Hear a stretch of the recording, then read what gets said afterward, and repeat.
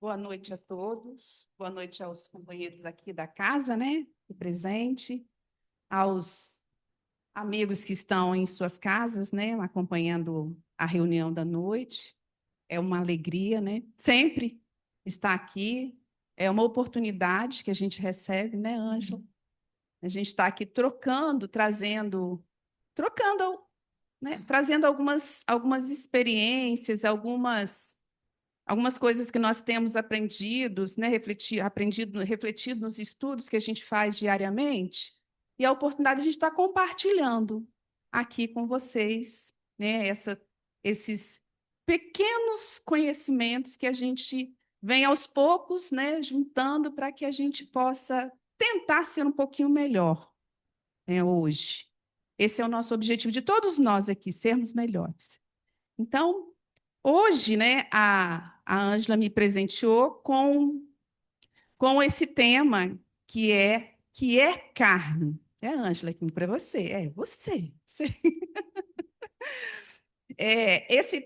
Esse tema, ele está lá nesse livro aí, né, Caminho, Verdade e Vida, que ele faz parte da coleção Viva, que, salvo engano, são, acho que 5 obras, né, dessa coleção. São mensagens pequenas, mas de uma reflexão muito profunda, que às vezes de um parágrafo de um capítulo, um parágrafo, você poderia ficar ali horas e horas e horas pensando. O tema, né, da noite é que é carne, é com base nessa passagem da carta de Paulo aos Gálatas, né? Paulo, né? Vamos fazer aqui rapidinho uma breve fala sobre Paulo. Acho que não tem muito que a gente falar sobre Paulo. Não é que não mereçam, mas a ideia aqui não é essa. Então, a passagem lá do capítulo 25, né, do capítulo 5, versículo, ele diz: se vivemos em espírito, andemos também em espírito. É bem claro, né? Eu acho que não tem muito que a gente ficar. A mensagem, a passagem de Paulo, ela é muito clara. E aí, nós vamos estar trabalhando, trazendo aqui para a gente refletir alguns estudos que a gente tem tido oportunidade de fazer, a gente vai estar aqui compartilhando com vocês.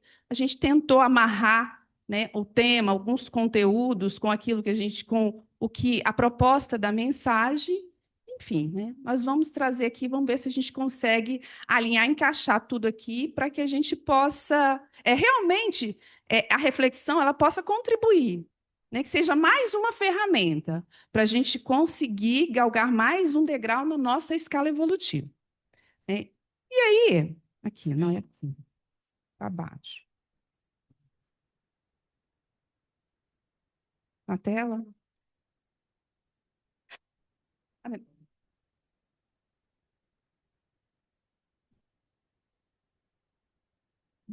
A tela. Ah, sim, tá. Pronto. Ah, tá. É para baixo?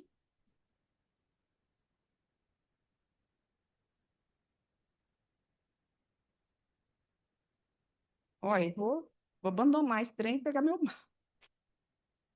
É aqui, para baixo? Para baixo. Aqui. Ó, gente, é porque a gente está treinando, hein? Espera aí que eu vou treinar primeiro.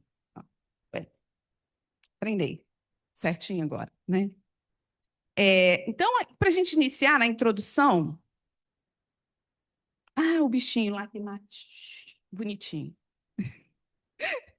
Então, gente, então assim, para a gente contextualizar primeiro, né, essa carta, a carta aos Gálatas, né, e do versículo citado aí, se vocês quiserem realmente se aprofundar mais e entender mais quem foi essa comunidade, essa obra de Chico Xavier, né, o, o Evangelho por Emmanuel, ele fala sobre as cartas de Paulo. É um livro grosso. E antes dele entrar e falar sobre as cartas propriamente ditas, né, que ele vem fazendo uma reflexão, praticamente ele traz as obras lá, os textos que estão na fonte, na coleção Caminho, Verdade e Vida, ele traz para nessa coleção.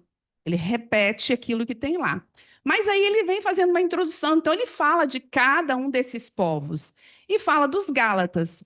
Então aqui eu não vou assim aprofundar, mesmo porque isso aí exigiria muito mais de mim. Eu acho que não é esse o objetivo da noite. Então, os Gálatas foi uma comunidade fundada ou criada por Paulo, em uma das caminhadas dele. Uma das questões fundamentais que ele trata nessas cartas é sobre a questão da liberdade, que era vista de uma forma meio equivocada. E, segundo Paulo, a comunidade, né, no período em que ele se afastou, em que ele não estava, ela foi tomada por falsos profetas, né, que vinham aqueles que distorciam o ensinamento do Cristo. E aí, por conta disso, ele manda as cartas, né, alertando. Espera que aconteceu alguma coisa aqui.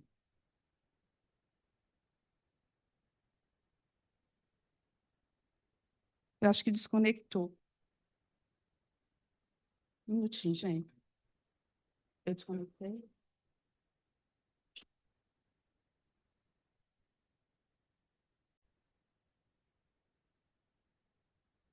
Pode começar. Então, onde paramos? Como eu estava falando, né, de Paulo lá, né, os Gálatas, e Paulo, ele fala muito, até em Gálatas e nas suas cartas, muito de pecado, de concupiscência, de pecado da carne, mesmo porque a gente tem que considerar que o contexto histórico de Paulo era outro. A realidade de Paulo, né, e o que ele vivenciou, a experiência dele, o que ele fez, faz parte de um contexto histórico. Fica bonito assim, né? Tô aparecendo bem lá, gente? Tá bom assim? Tá, então vou ficar assim. Entendeu? Então, a gente tem que considerar isso também nessas reflexões, porque a história de Paulo é uma história pesada, né? Quem já leu Paulo e Estevão, olha, ó, até ele ser convertido, dá vontade de falar, Paulo, meu filho, tem que ter muito amor, né? Muita abnegação, muita para a gente conseguir entender. Então, a gente tem que considerar isso, o contexto histórico. E aqui a ideia central aqui é viver e andar em espírito. Viver e andar em espírito. Por quê? Aí a gente, né, vem para essas reflexões aqui. A visão, primeira questão, né, que a gente vai estar conversando aqui, a visão espírita é a visão espírita da vida espiritual. Nós somos seres imortais. Primeira coisa que nós precisamos considerar. Somos seres imortais.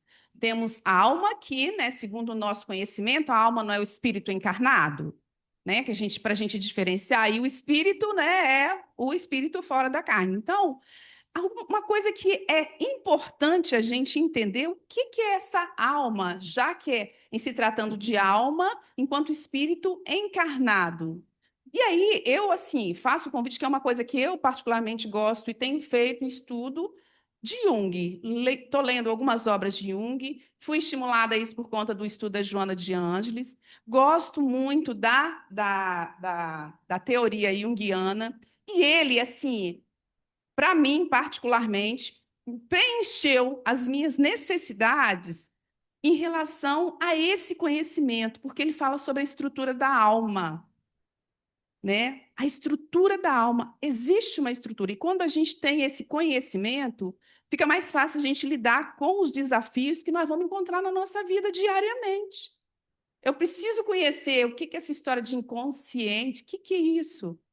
Então, essa é uma consideração que a gente precisa entender quando a gente fala de carne. Carne, viver em espírito e as necessidades da carne. A gente entender, porque nós somos espíritas. O que são essas leis que regem o mundo espiritual? As obras da codificação estão aí. Toda vez eu falo isso. Eu repito, e tem que ser, nós somos espíritos, nós temos lá as 5 obras básicas da codificação. E o livro dos Espíritos com perguntas e respostas, gente, ele nos traz esclarecimentos preciosos. Então, às vezes, a gente procura, mas está ali, está nas obras. Então, esse presente que Kardec nos trouxe, né, nos deixou através das mensagens dos Espíritos, que são entender essas leis que regem o mundo espiritual, ela nos ajuda a entender um pouco mais sobre a alma, a carne e viver em espírito. Porque eu entendo essas leis, porque eu preciso entender essas leis que me regem. Porque senão, que será da minha vida? E a estrutura da alma, que eu acabei me antecipando, né? Se a gente quiser um pouquinho se aprofundar mais, conhecer nessa proposta que o Espiritismo traz, de conhecer a ti mesmo, do autoconhecimento, né? A gente tem que conhecer essa estrutura. E a proposta de Jung, né, que ela vem através da Joana de Ângelo, ela é muito oportuna para isso. Outra questão, a influência do mundo espiritual no cotidiano. Que a gente fala, viver em espírito. Sim. Aí eu coloquei, o mundo espiritual, que é a vida verdadeira. Nós aqui, eu acho que a gente poderia dizer que nós vivemos na ilusão, porque a vida verdadeira é espiritual. Mas é difícil entrar isso na cabeça da gente, né? Parece que a vida verdadeira é a vida material aqui, a espiritual é uma ilusão. É difícil a gente ainda realmente fazer isso e se estruturar realmente na nossa cabeça. Livre-arbítrio também a gente precisa entender, o que vem a ser o livre-arbítrio. A gente tem a liberdade de fazer ou não fazer, mas a gente também tem as escolhas, mas as consequências, elas virão.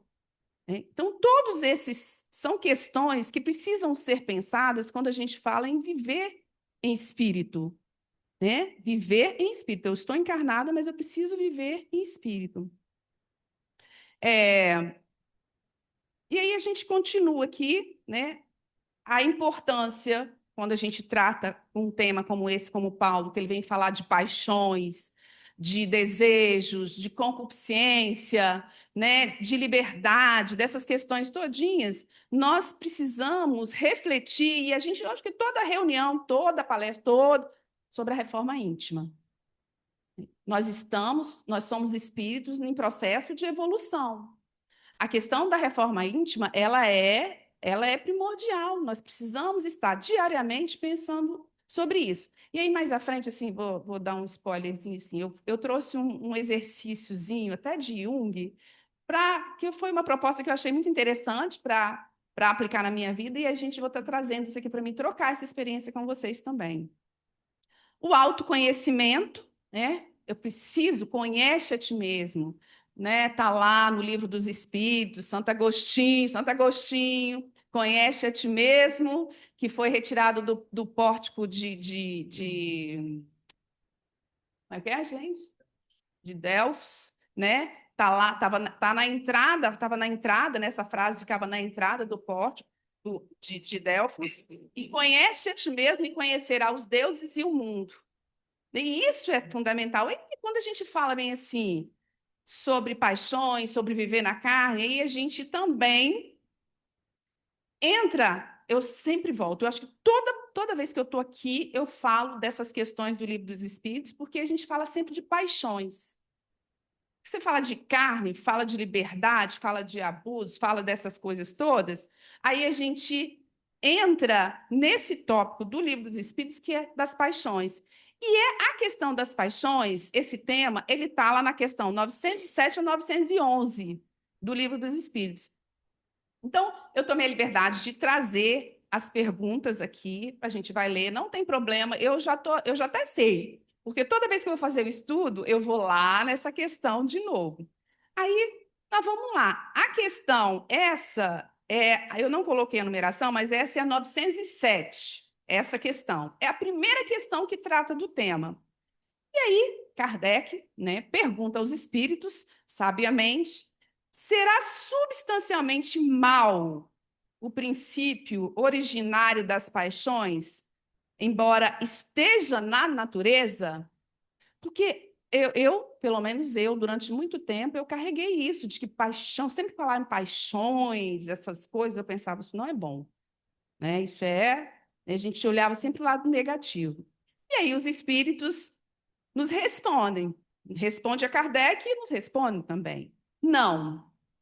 A paixão está no excesso de que se acresceu a vontade, visto que o princípio que lhe dá origem foi posto no homem para o bem, tanto que as paixões podem levá-lo a realizar a realização de grandes coisas.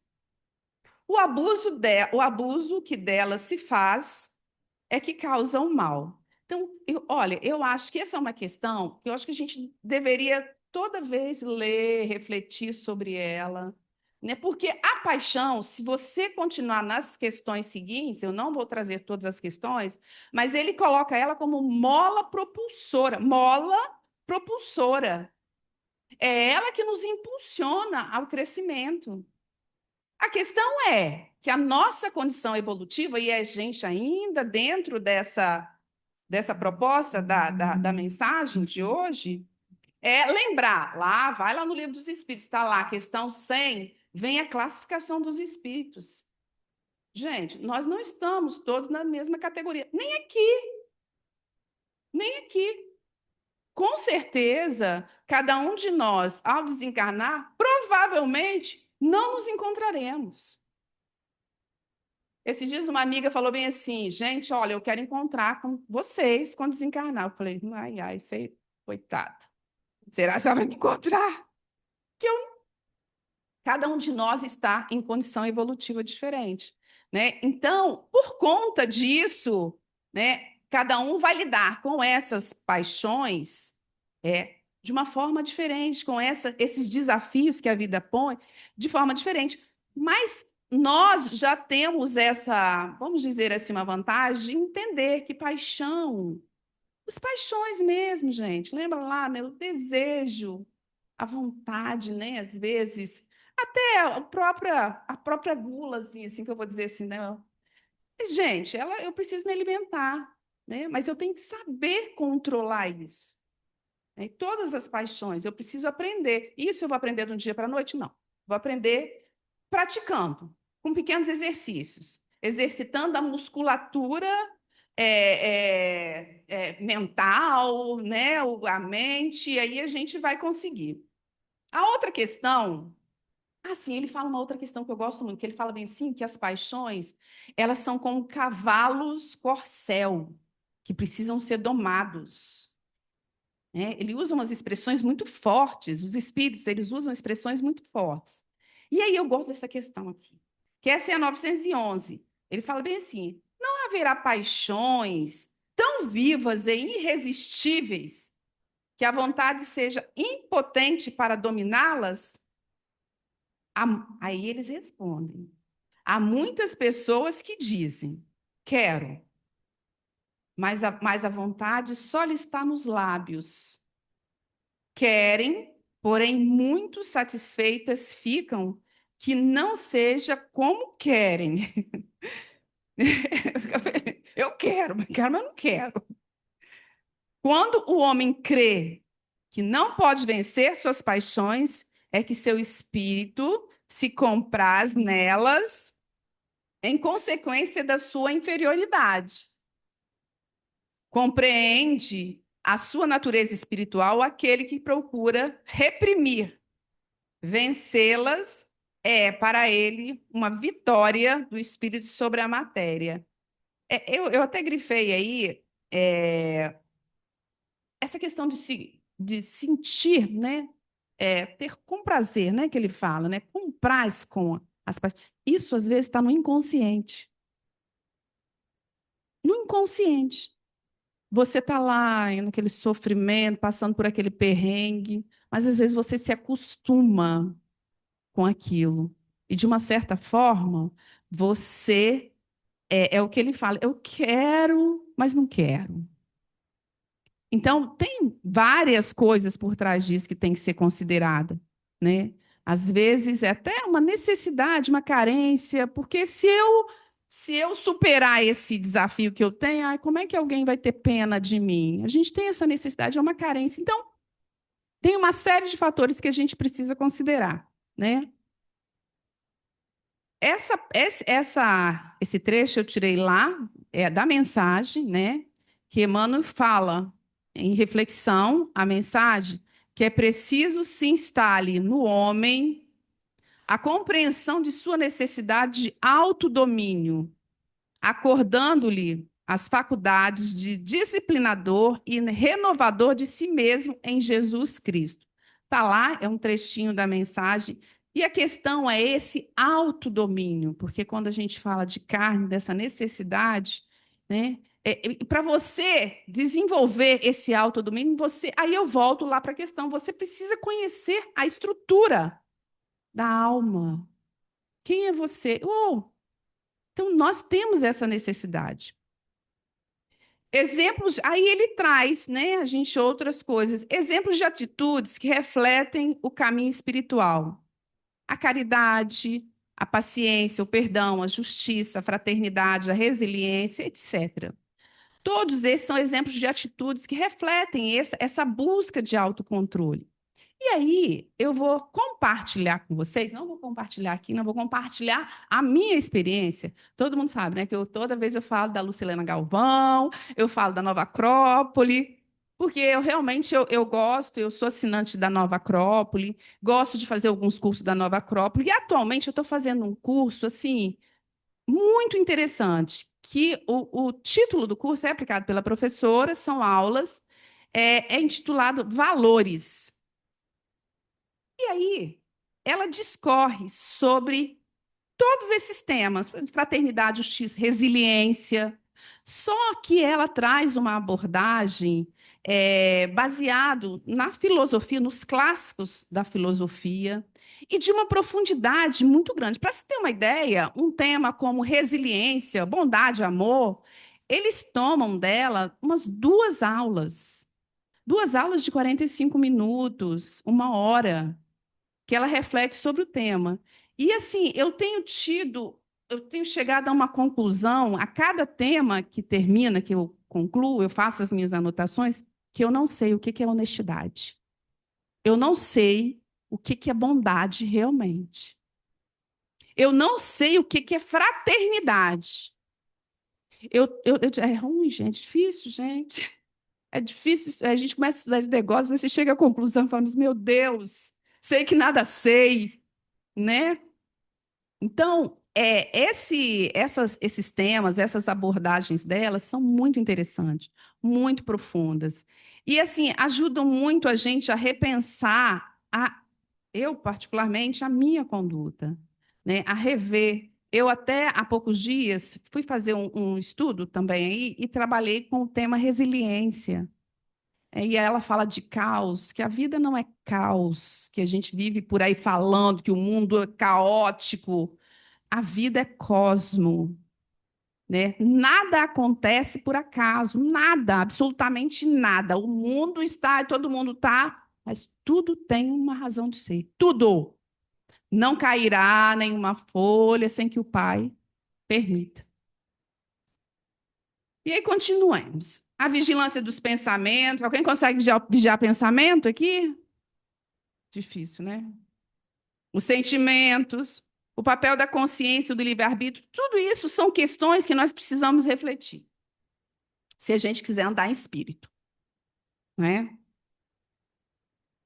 Aí, agora, eu trouxe aqui para a gente umas questões que isso é o seguinte, além desses estudos que eu faço, eu faço os estudos de Jung, eu já li algumas obras de Jung muito interessantes, e eu gostaria até de falar um pouquinho de Jung, porque tem um livro dele que é Memórias, Sonhos e Reflexões, que trata da vida, é a biografia dele. Só foi publicado depois que ele desencarnou.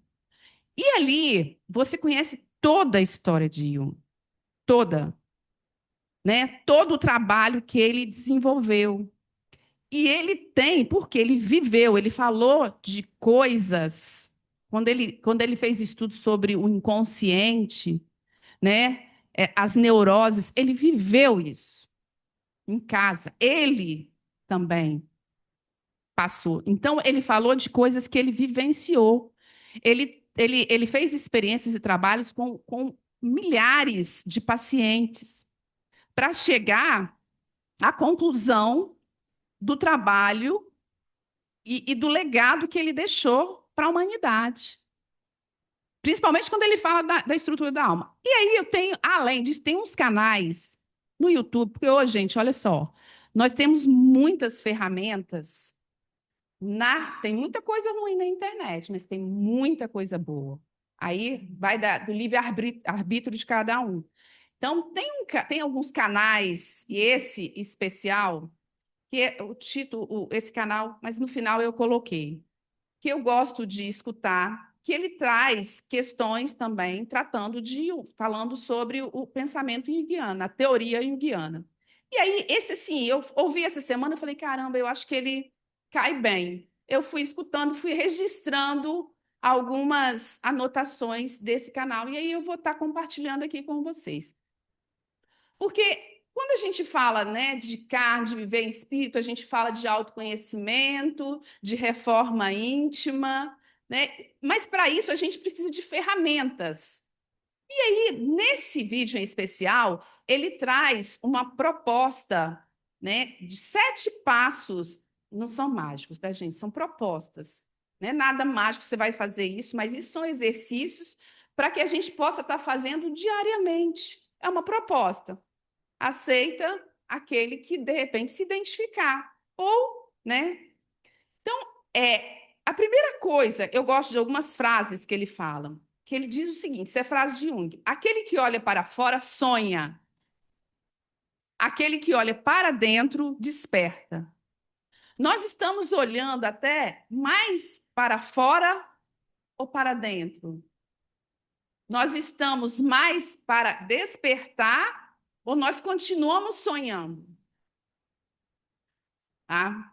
E aí, ele fala, né? Vem falando lá a mensagem, o vídeo, que 7 hábitos para alinhamento da mente. São um conjunto de práticas para alcançar a individuação, porque Jung fala muito de individuação. Quem estuda Joana de Ângeles está lá o tempo todo, né? Ela vem trazendo essa questão da individuação, que é uma jornada interior, né? É mais profunda que a gente resume. Hábitos pequenos, ondas gigantescas para superar o piloto automático. E eles não funcionam, eu copiei, tá, gente? Eles não funcionam isoladamente. Eu coloquei os trechos aqui para eu estar lembrando das coisas que a gente pode estar citando aqui.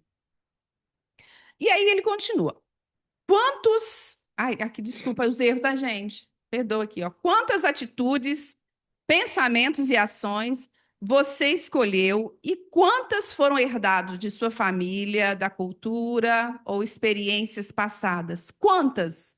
Quantas coisas nós repetimos nas nossas vidas porque meu pai vem trazendo os meus pais, ou porque eu faço aquela, como é que é? Eu sigo a manada, né? Movimento de manada, né? Isso aí. Eu fico repetindo, não sei o que eu estou falando, não entendo, fico repetindo coisas porque a maioria fala. E coisas que são herdadas. E às vezes a gente fica preso nisso. Aí ele vem mais uma frase de Jung. Ele diz: até você tornar o inconsciente consciente, ele dirigirá a sua vida e você chamará isso de destino. Jung trabalhava muito com as questões que estão no inconsciente, que aí ele entra na questão das sombras, né? Esse lado sombrio. E ele fala que foi uma dificuldade muito grande, porque ninguém quer falar do lado sombrio. Né? O sombrio está lá, quietinho. E a gente sabe que na nossa jornada reencarnatória aqui, né, nós passamos por muitas experiências e tem coisas que a gente joga lá, deixa lá quietinho, e às vezes a gente nem se dá conta, gente. Né? Então, enquanto a gente não tornar isso que está lá, trazer para a luz, isso vai nos dirigir. Aí a gente dá o nome de obsessor. Ah, obsessor está me obsediando. Dá o nome que quiser. Né? Mas a gente olha para fora, como ele fala na frase seguinte: a gente está olhando para fora, a gente não olha para dentro. Né? Quem olha para fora, sonha. E aí seguimos, né? Vamos ver se a gente entra. Aí, o primeiro passo, a primeira proposta, observe-se. Vou olhar para cá. Caminhando, aí vem a proposta, tá, gente? É assim, talvez fique assim, porque são mais pontinhos que eu coloquei para eu, sequência, para eu conseguir estar falando, passando para vocês.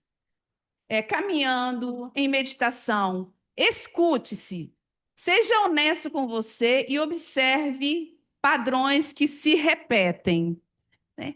É isso. No momento, isso, gente, essa meditação, esse observar-se, como vou falar a Ângela, né? A Ângela lá que o Irineu falou, lá tratando das plantas dela, né? Ou no momento que você está fazendo o seu almoço, ou fazendo uma caminhada, ou uma meditação mesmo. Então, observe-se, né? Vejam os padrões que se repetem. Quando conseguimos observar padrões que se repetem, eles perdem a força. Aí, isso Jung, olha, não foi um estudo, foi uma vida inteira de estudos. A consciência enfraquece o piloto automático. Você traz para o consciente e aí ele enfraquece o piloto automático. Ganhamos força para agir de forma diferente. Daí entra o segundo hábito, que é cultivar o imaginário. Jung trabalhava muito com as questões dos símbolos, né? A questão dos sonhos, né? A necessidade, ele falava muito da meditação. Porque para ele, Deus fala conosco através do nosso inconsciente de forma simbólica. Nós temos uma questão no Livro dos Espíritos que trata disso, dos sonhos, né? Só que a gente, às vezes, nós não nos aprofundamos muito em relação a isso, porque às vezes a gente se limita a dizer, os sonhos é o espírito, a espiritualidade falando comigo, enfim, a gente fala, eu falei assim a minha vida toda, mas, segundo a teoria, o sonho é Deus, que através de símbolos está falando com a gente. E é por isso que, às vezes, nós temos que observar a proposta dele, observe seus sonhos, anote seus sonhos, né? E aí ele usou, e por isso que ele fala, ele cultivou muito, né, o imaginário. Criar terreno fértil para o self, o divino, para que ele dialogue com você. A mente não trabalha com blocos frios de lógica, mas com emoções. O homem não se move por ideias, mas por imagens. Imagens treinam o cérebro. As coisas não é assim, não começam no campo mental. Então você cria aquilo que você precisa no seu campo mental, né? Através da imaginação. E aquilo se realiza. Imagens treinam o cérebro. A criação de mapa emocional para mudanças reduz resistência ao novo, rompe com padrões. O novo deixa de ser uma ameaça. A gente tem uma dificuldade de lidar com o novo, né? É muito mais fácil a gente ficar ali naquela zona de conforto. Aí, o terceiro, submeta-se diariamente a algo que desafia o seu mapa mental. Ler um livro diferente, estudar sobre outra cultura, algo novo que vê um mundo oposto ao seu. Sabe, é você sair. Lá em casa, ultimamente, nós descobrimos uns documentários que falam sobre povos do Oriente, do Himalaia, do Afeganistão. Por exemplo, tem um que trata os últimos povos nômades no Afeganistão. Os povos, uma civilização, um grupamento lá de meia dúzia de pessoas no Himalaia, no alto do Himalaia. Gente, é uma cultura riquíssima. Pessoas que optaram viver uma simplicidade lá nas geleiras, monges. Uma cultura assim que você fica falando, cara, isso existe. E os nômades? Ainda no interior do Afeganistão, que a gente pensa nesses países aí, a gente só ouve, né, do Oriente, não, Oriente, né? Só guerras, né? Mas existe uma realidade nesses povos, nessas culturas que nós desconhecemos. Então, eu e Mari, a gente vira e mexe, a gente coloca esses documentários e a gente fica se deliciando com isso. A mente se abre a uma nova ideia. A mente que se abre a uma nova ideia jamais volta ao seu tamanho original. Então, você traz coisa nova. Exposição ao novo aumenta a nossa criatividade, porém é desconfortável. Mas isso é bom, porque sinaliza expansão. Porque você sai de zona de conforto. Ninguém quer sair de zona de conforto, gente. Ninguém quer. Eu não quero. Ó, dói. A quarta proposta, agir mesmo sem se sentir pronto. Esperar resposta é a armadilha do ego. A mente gosta de estar na zona de conforto. Então, eu vou fazer, mas peraí, não está na hora agora. Né? Não é o momento. Na verdade, a gente não quer dar um passo, não quer sair da zona de conforto. Entre no território escuro da sua vida. Escreva, faça coisas minúsculas que tenham peso. Você pode exercitar com coisas pequenas. Não é que você tem que sair fazendo uma coisa, um faraônico. Não, faz uma coisa pequena. Molhe uma planta que está lá secando, dá um alimento a um cachorro que você encontra na rua. São exercícios pequenos. A Lucelena, quando ela fala dessas propostas também, ela fala de coisas pequenas, não fala de coisas grandiosas que você tem que ir lá e fazer uma obra de caridade, um orfanato, adotar um. Não. Você começa com as coisas pequenas e aquilo ali vai exercitando até que você, né, vai alcançando patamares maiores. E aí a frase de Jung também, ó. Não nos tornamos iluminados imaginando seres de luz, mas tornando a escuridão consciente. Quando ele fala dessa escuridão consciente, é essa sombra que a gente volta, ele bate muito nisso, e o Espiritismo também, a gente tem essas reflexões, porque quando a gente fica lá estudando o Evangelho e vem trazer a mensagem de Jesus, ele nos convida a crescer enquanto seres humanos que somos. Entendeu? Então, tá tudo interligado. Mantenha um diálogo ativo com a sombra. Ô, minha sombra, querido. Ô, fala aí para mim, o meu defeito que eu tenho lá, que está lá escondido, aquele problema, aquela raiva que eu tô lá da minha amiga, ou daquele trauma com meu pai do passado. Vamos dialogar com a sombra. A gente tem que dialogar, trazer isso à tona, né? Para que a gente possa sublimar e superar.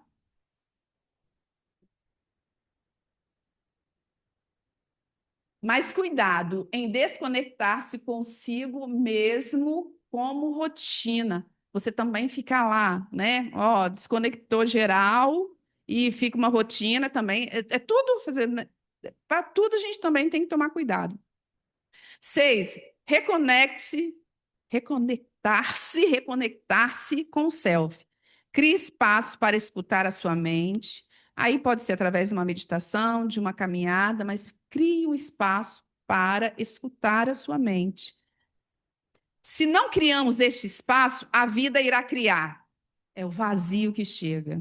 Normalmente através de crises, doenças ou perdas. Por isso que muitas transformações podem acontecer após um colapso mental. Mas não precisa ser assim, gente. Você pode escolher ouvir antes de se tornar um grito. A gente não precisa. Nós passamos por um momento histórico em que a depressão, que é esse vazio, ela está batendo em todas as portas. Então, segundo Jung, ele tem uma visão muito interessante quando ele fala das depressões. Tá tudo certo. A depressão é deserto. Aí, quando eu vi isso, eu fiquei pensando, com Jesus, nós temos lá no Evangelho que ele não passou no deserto. Paulo não foi para o deserto. Esse deserto de Jesus, ele não é simbólico para nos dizer, olha só, você precisa muitas vezes ir para o seu deserto. Né? E para Jung, esse deserto ele é necessário, porque, como ele diz aí, se você não dá espaço para reconectar-se com esse inconsciente, que para Jung é reconectar-se com o self, com o divino, né? Aí, se você não faz isso por bem, você vai fazer por mal. Se não vai pelo amor, vai pela dor. E o sétimo, né, agir em alinhamento com as descobertas. Você fez tudo isso, né? Encarou as suas sombras, né? Viu as coisas, né? Conseguiu encontrar uma coisinha lá e, enfim, aí você tem que agir, passar a agir de acordo com isso, essas metas, né? Esses objetivos que você conseguiu alcançar. Não viver como antes, ações diárias, refletir sobre o que aprendeu, priorizar-se, dizer não a coisas que não ressoam mais, dizer não a pessoas. Não dá. Olha, gente, graças a Deus, eu acho que eu tô. Isso aí, essa lição eu estou aprendendo. Dizer não. Ó, isso dá para mim. Isso aqui não dá. Isso eu posso. Isso eu não posso.